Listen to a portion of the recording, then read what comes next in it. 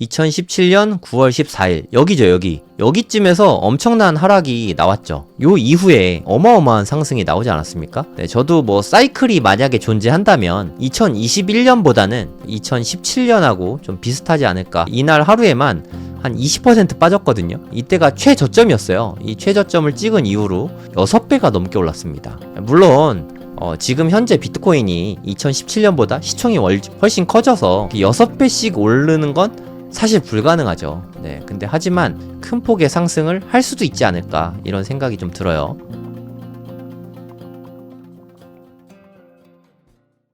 네, 네이버에다가 고래동 공부라고 검색을 하시면 저희 카페가 나오거든요. 네, 네이버에 고래동 공부를 검색하시고 저희 카페 오시면 제가 글을 정말 많이 썼거든요. 오늘 하루에 쓴 글만 해도 하나, 둘, 셋, 넷, 다섯, 여섯, 일곱, 8개의 글을 썼습니다. 특히나 이 라울팔의 글은 엄청 장문의 글이에요. 보시면 알겠지만 되게 길죠. 네, 이 글을 일단 요약해서 말씀드릴게요. 이걸 뭐 상세하게 다 말씀드리면 너무 기니까 아마 이 글을 뭐 읽어보신 분들도 있겠지만 좀 사실 되게 어려운 글이에요.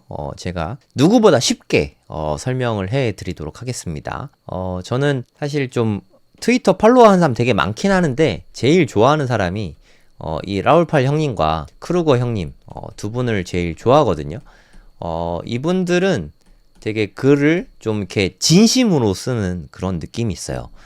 그래서 이분들 의견은 물론 이렇게 제가 받아들일 건 받아들이고 걸릴 건 걸르는데 상당히 양질의 글이 많습니다. 양질의 글이 나올 때마다 제가 가급적 빼놓지 않고 다 올려드리는 편인데 고래동 공부만 오셔도 좋은 뉴스들 다 있고요. 최신 뉴스, 그리고 인플루언서들의 뭐 뷰 이런 거 저랑 옹달님이 엄청 열심히 올려드리니까 여기에 있는 글들만 다 모니터링 하셔도 뭐 웬만한 곳보다 최신 정보가 많지 않을까 하는 생각이 듭니다. 영어가 나오면 다들 좀 어렵잖아요, 사실. 제가 해석도 다 해드리고 상세하게 설명도 좀 다 드리도록 하겠습니다.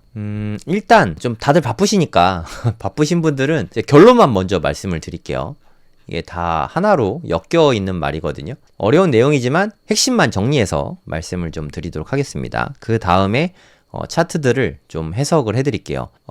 여기에서 나오는 중요한 세 가지가 있어요. 그러니까 유동성 지표가 있고요. 그리고 ISM, 제조업 지수라고 생각하시면 됩니다. ISM 지표가 있고, 그리고 기술주랑 비트코인 가격이 있거든요. 요 세 가지가 되게 연동이 많이 돼 있다. R스퀘어라고 하죠. 코렐레이션이 되게 높다. 상관계수가 높다. 요렇게 보면 되는데 시차가 좀 있습니다. 시차를 반영해서 그거를 좀 보시면 될 것 같아요.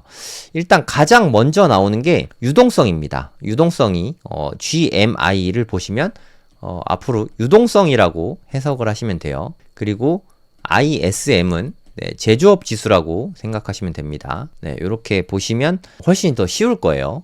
차트를 보고 제가 설명을 좀 드리도록 하겠습니다. 이게 유동성 장인데, 유동성 장을 이게 흰색이 이게 나스닥 미국 주식이라고 생각하시면 되거든요. 주식이 한번 이게 버블이 났어요. 이게 언제인지 아시겠나요? 보시면 알겠지만 2000년 하면 생각나는 게 있죠. 요게 그 유명한 IT 버블입니다. IT 버블 때를 제외하고는 이 녹색 범위 안에 이렇게 잘 들어가는 게 보이시죠? 이게 현재입니다, 현재. 현재를 놓고 봐도 이 녹색 범위 안에 잘 들어가 있죠.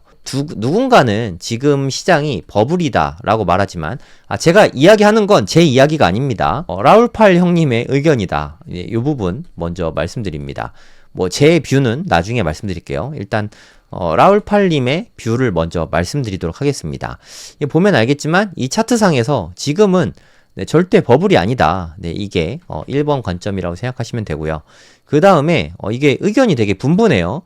여기 보시면 알겠지만 이게 퍼라고 보시면 되거든요. 퍼. 그러니까 어닝, 수익이라고 생각하시면 되고, 요거는 시가총액이라고 생각하시면 됩니다. 그러니까 당기순이익의 몇 배가 되냐, 시총이. 요게 되게 좀 중요한 지표가 되는데 다들 아시다시피 이게 지금 역대급이거든요. 그러니까 요게 똑같은 거예요. 우리가 흔히 이야기하는 퍼랑 프라이스랑 어닝 레이시오 뭐 똑같은 겁니다. 그러니까 요게 현재 역대급인데 그 이유가 있다. 왜냐하면 지금 돈이 계속 풀리고 있다는 거죠. 이게 가장 핵심입니다. 지금 현재 퍼가 높아지고 있는 이유는 화폐 가치가 하락하고 있는 영향이 크다. 요런 주장이라고 보시면 됩니다. 그래서 이렇게 퍼의 비율은 8년마다 2배가 된다. 네, 요게 핵심이라고 생각하면 돼요. 한번 생각을 해보죠. 2000년 닷컴 버블 때죠. 지금 한 2025년이잖아요. 대략 한 25년 됐죠. 8년이 3번 지났잖아요. 요때보다 8배 정도 되는 게 자연스럽다는 그런 의견입니다. 그래서 요때만 해도 PER이 한 20배면은 버블이라고 생각했을지 모르겠지만 지금은 이것보다 8배. 뭐야, 그럼 160배야? 한 160배 정도 되는 게 지금의 한 버블이라는 얘기죠. 이거는 라울 팔님의 의견입니다. 제 의견이 아니에요.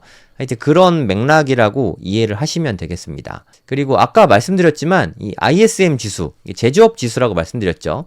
비즈니스 사이클일 수도 있고, 그러니까 이걸 경기라고 해석을 하시면 될 것 같아요. 제조업 지수가 최근에 바닥을 찍었습니다. 요때가 한 2022년에 우리 금리 인상하고 그랬던 때 있잖아요. 그때를 별로 벗어나지 못했죠. 이게 한 40부터 70 사이로 이렇게 보시면 되는데, 현재는 바닥권을 기고 있어요. 그쵸? 하지만, 이게 지금, 바닥권을 기고 있다가 올라갈 가능성이 있다. 라울팔은 그렇게 주장을 하고 있는 겁니다. 왜 그러냐면, 네, 여기에 그 답이 있습니다. 편의상 비슷한 이야기들은 다 넘어갔어요. GMI가 쉽게 말해서 그냥 유동성이라고 생각하시면 되거든요.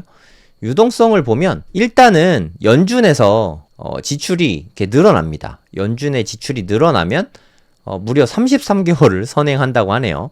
33개월이 이렇게 선행이 되고 나면 이제 따라가겠죠. 요거는 33개월을 앞당겨서 이렇게 보낸 거예요. 그럼 33개월 후에는 요게 GMI가 따라가게 된다. 요런 의미라고 보시면 됩니다. 그러면 유동성은 당장은 아니겠지만 늘어나게 되겠죠. 요 차트를 보면 앞으로 이제 폭발적으로 성장을 하게 될 텐데, 유동성이 폭발적으로 늘게 되면 아까 ISM 지수 있잖아요. 제조업 지수라고 보셔도 되고 경기라고 봐도 된다 그랬죠. 경기가 앞으로 바닥을 딛고 올라설 것이다. 요런 의견이라고 보시면 됩니다. 지금 바닥권에 있는데 지금 돈 풀기를 하니까 경기가 올라올 거야. 요런 의견으로 보시면 돼요. 그러니까 GMI가 늘어나면, 유동성이 늘어나면 ISM, 경기가 부양이 될 거고, 경기 부양되면 당연히 주가가 올라가고, 주가하고 비트코인은 보통 같이 가니까 이 위험 자산들이 올라갈 거다. 큰 맥락에서는 이렇게 이해를 하시면 되겠습니다. 차트나 이런 거 다 삽입을 해뒀으니까, 그리고 한국말 번역본도 여기 다 있으니까 한번 읽어보시면 될 것 같아요. 핵심은 결국에는 유동성은 늘어나게 될 것이고, 유동성이 늘어나게 되면 그게 경기를 호황으로 만들어줄 것이고, 그게 비트코인과 주가를 함께 올려줄 것이다. 요런 의견이라고 보시면 됩니다. 네, 이해 가시죠? 되게 긴 글이긴 한데 결론적으로는 유동성 때문에 비트코인이 오른다. 요렇게 이해를 하시면 되겠어요. 내용 자체에는 어려운 게 없죠. 하지만 차트나 이런 걸 확인해 보면 라울팔 형님의 의견이 되게 타당성 있는 이야기구나 하는 걸 느끼실 수 있을 겁니다. 라울팔 형님이 좀 삘받아하고 글을 어제 오늘 엄청 많이 썼더라고요. 네, 그래서 글을 저도 많이 쓰게 됐는데, 만약에 여러분이 선물 투자하는 게 아니라면, 선물 투자는 이번 시장에서 청산이 많이 됐죠. 특히나 여러분이 무슨 투자를 하셔도 되는데, 알트코인 선물은 진짜 안 하셨으면 좋겠어요. 알트코인 선물은 이번에 청산 안 당한 게 아마 없을걸요. 여러분이 알트코인 선물 투자를 하신다면 아마 대부분은 투자하신 돈 다 날리셨을 거라고 생각이 듭니다.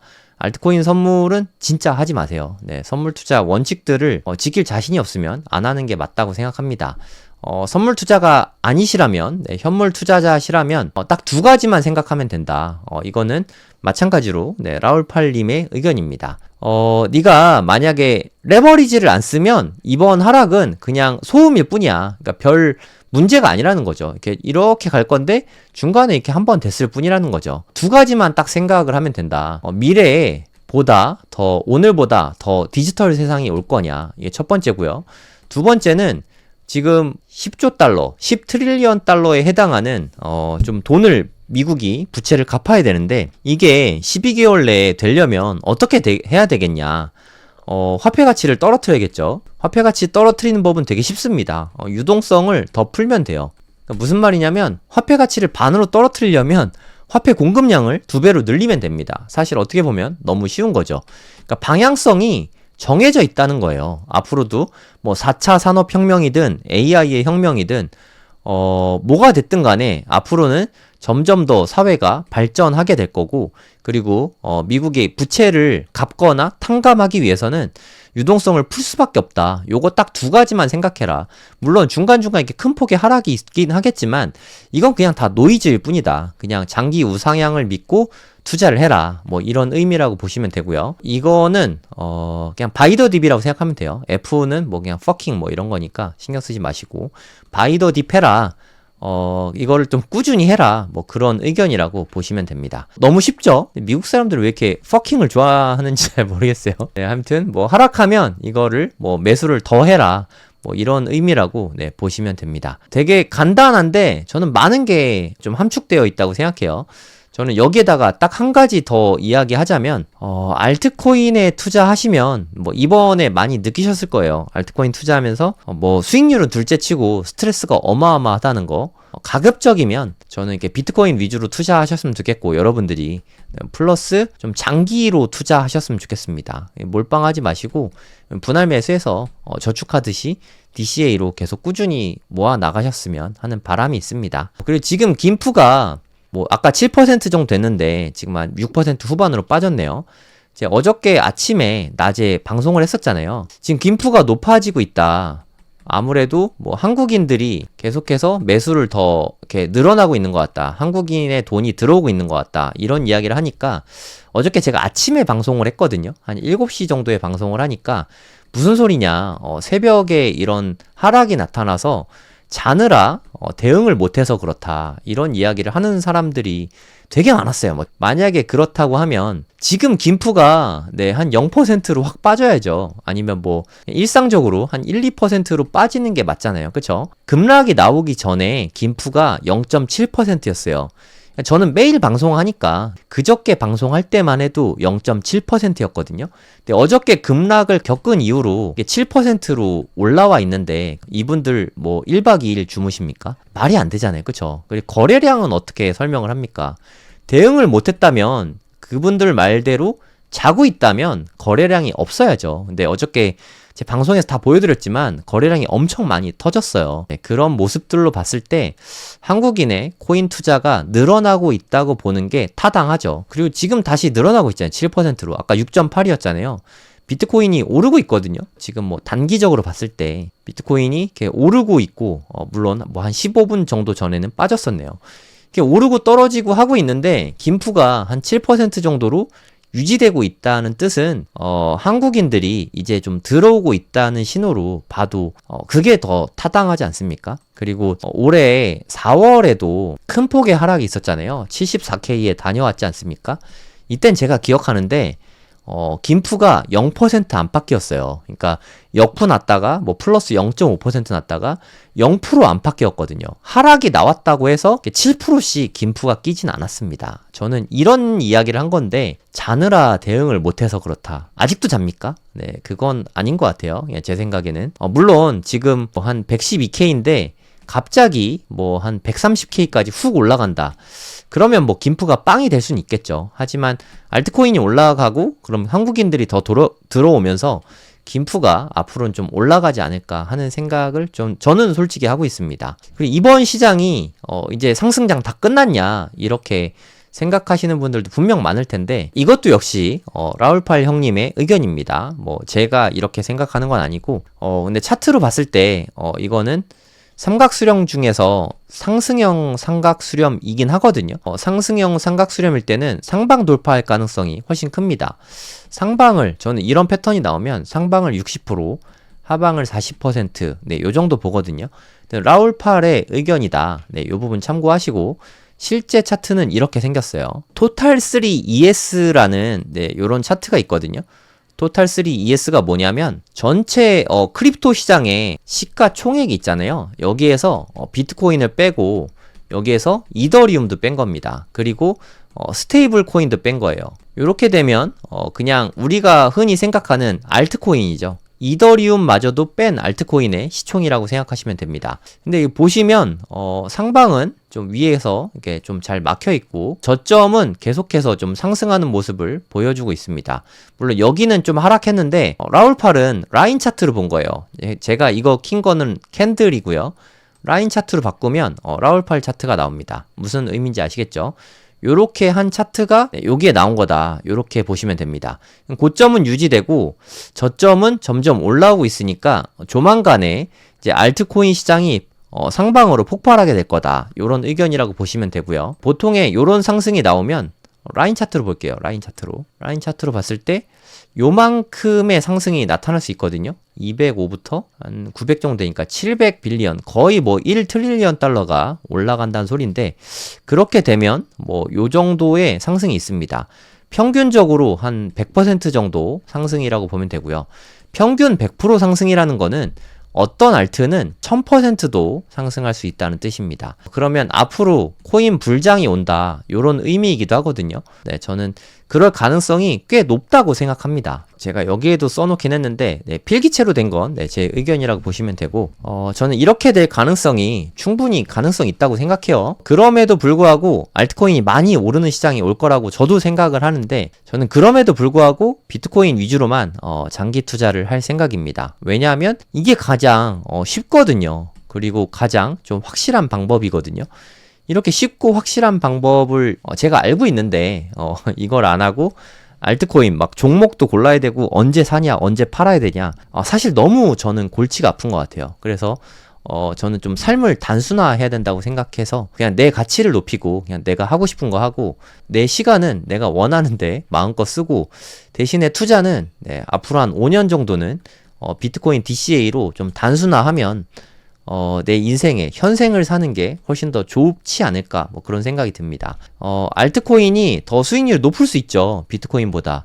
근데 최근에 1년의 사태를 보면서 알트코인이 수익률은 더 높을 수는 있지만 투자하는 게 결코 녹록치 않다. 이런 걸 여러분들도 많이 느끼셨을 것 같습니다. 그리고 라울팔의 요런 의견이 분명히 틀릴 수 있거든요. 그냥 본인의 생각을 하면서 나는 여기에 좀 베팅을 해보겠다 하시면 뭐 일부 투자하셔도 되는데, 알트코인으로 돈 버는 게 쉽지 않다는 거는 좀 알고 투자하셨으면 좋겠어요. 이거는 크루거의 의견이거든요.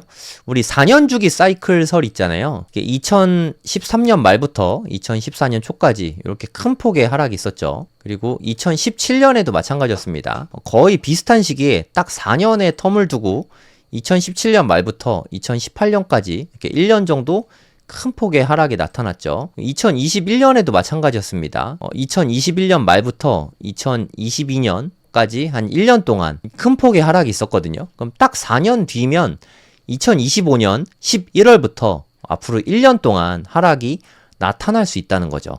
근데 크루거는 뭐 그냥 반쯤 농담이긴 한데 4년 주기 사이클의 하락이 원래는 뭐 이렇게 나올 걸로 사람들이 생각하는데 하루에 다 나왔다.